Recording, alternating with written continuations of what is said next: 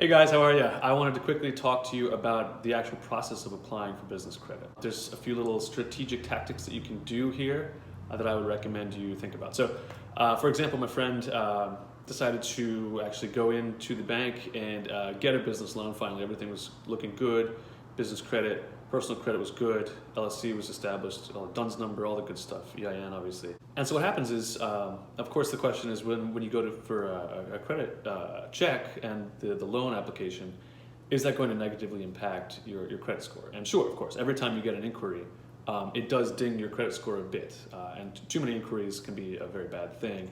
That's why you may have made this mistake in the past where you want a credit card because you're in some sort of a dire strait, and you apply for 8 million credit cards and they all reject. And then your credit's messed up and you don't know why. That's because they see all those applications, each single one counts as an actual hard inquiry on your credit.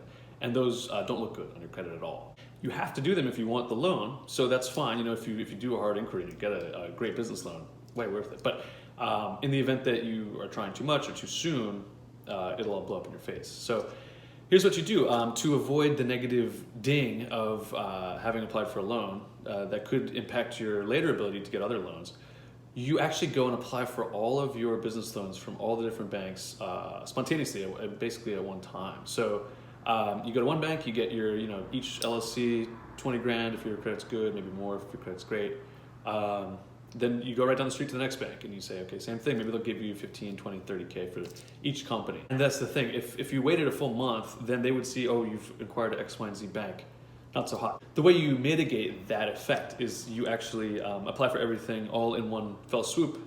So then at the end of the month, they're gonna report all those inquiries, but by then it doesn't matter. So, and here's what you really do. I mean, the strategy from there to sort of get cash positive assets going for yourself with this, this leverage that you now have.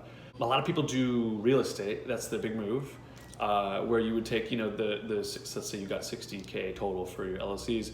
You would take that money, you would buy a duplex, you would rent out the top floor and the bottom floor. Bottom floor will pay the rent, or rather the amount due back to the bank, and the top floor will be any other further money that you want to generate because the bottom floor is covering it. So I'm not a real estate guy. I'm an e-com guy, so I would recommend, just in my experience, I would prefer to buy or start an e-com brand, use that capital to pay for everything from web design to fulfillment, and actually running the ads to sell your product. Because that's great, it's evergreen income. As long as you have everything set up right, you can sell the brand later and have a good liquid event that can be just cash in your pocket.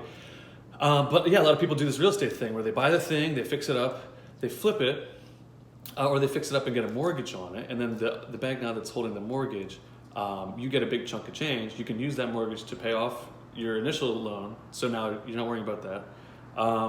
And then from there you can, you own an asset now and you've got a chunk of cash you can use for other projects. And then as long as you have those tenants covering that mortgage plus a bit, you're making profit from just owning an asset.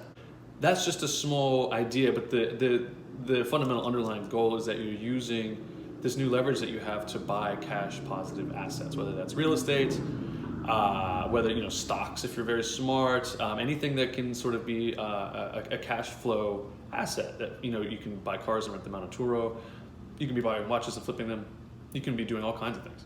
So hopefully that's giving you some ideas. I always say you want to buy multi-unit residential because then you can live in one floor and rent out the other one. You can rent out both, and one of them's covering all the expenses and everything. The other one's covering the loan to the bank, and everything else goes back in your pocket, and you can rinse and repeat, do 4 buildings and 8 buildings and 16 buildings. All the while, you have good credit, so you can always go get another loan and do something else too. So hope that's helpful.